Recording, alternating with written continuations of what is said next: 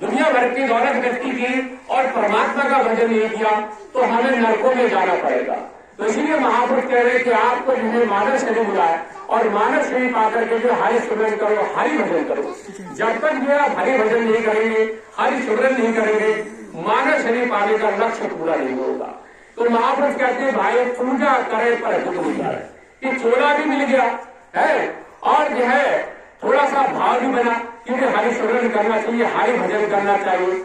पर हरि भजन हम कैसा कर रहे हैं? महापुरुषों ने कहा पूजा करे पर विघ्न नहीं करे कि हम ये परमात्मा का सुमरन भी करते, ध्यान भी करते, भजन भी करते, पूजा भी करते, पर कैसे करते? कहीं काशी चले गए, मथुरा चले गए, हरिद्वार चले गए और जो है वहां जाकर के परमात्मा का दर्शन, बोले वहां बड़ा मंदिर में गए थे, वहां जाकर के हमने जो है परमात्मा का दर्शन किया।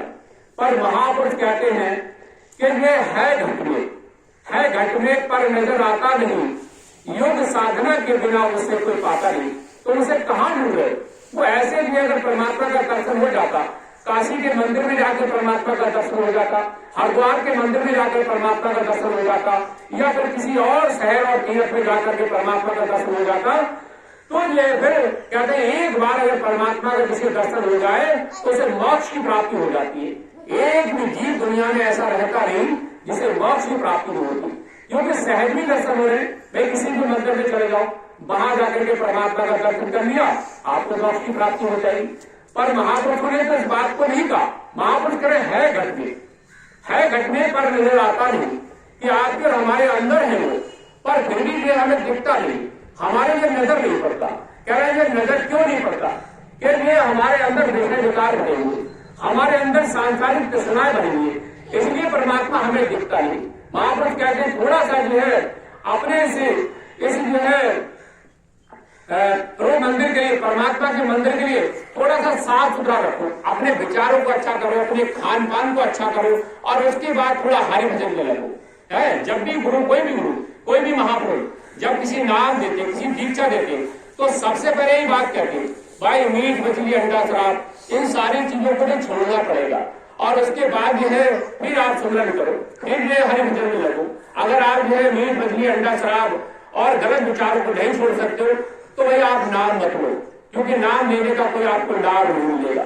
उसका लाभ तभी मिलेगा जब आप अपने खान पान जो है अपने ये खान पान को ठीक रखेंगे और अपने विचारों को ठीक रखेंगे। हमें किसी को देख करके जलना नहीं, अपने विचारों को गंदा नहीं करना, हमें जो है हिंसा नहीं करनी, हमें जो है चलते फिरते उठते बैठते हुए हरि सुमरन में अपना समय देना।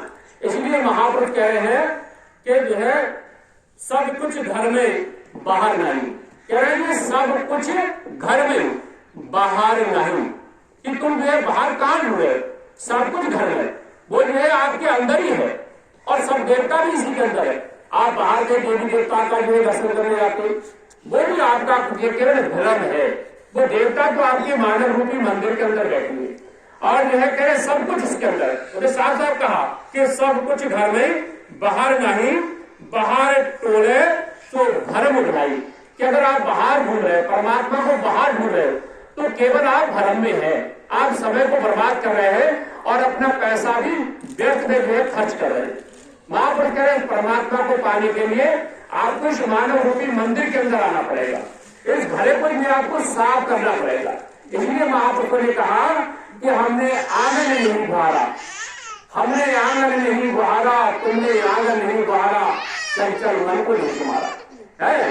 कह रहे हैं हमारा जो है मानव मंदिर, मानव रूपी मंदिर जो है हमने इसको साफ नहीं रखा, विषय विकारों से, भोग विलासों से और जो है ईर्षा से हमने इसको गंदा कर रखा है और इसके कारण जो है हमें वो मिलता नहीं, हमारे अंदर जो है प्रकाश आता नहीं, हमारे अंदर परमात्मा की आवाज आती नहीं। इसलिए महापुरुषों ने कहा कि जो है उसको बाहर ढूंढने की जरूरत नहीं है, वो आपके अंदर है, बाहर कहीं नहीं है। महापुरुष कह रहे हैं कि जो है भीखा भूखा कोई नहीं, भीखा भूखा कोई नहीं, सबकी गति लाल, गांठ खोल देखे नहीं, ताते भय कंगाल। ये जो है हम और आप इतने जो है भाई गरीब, उन्होंने क्यों कहा गरीब? कंगाल का मतलब उन्होंने, कंगाल गरीब को भी कहते हैं, पर एक गरीब का मतलब दूसरा भी है कि हमको मानव शरीर मिला और मानव शरीर जो है एक ऐसा शरीर है कि शरीर कहकर कि हमसे बड़ा कोई धनी और नहीं है। 84 लाख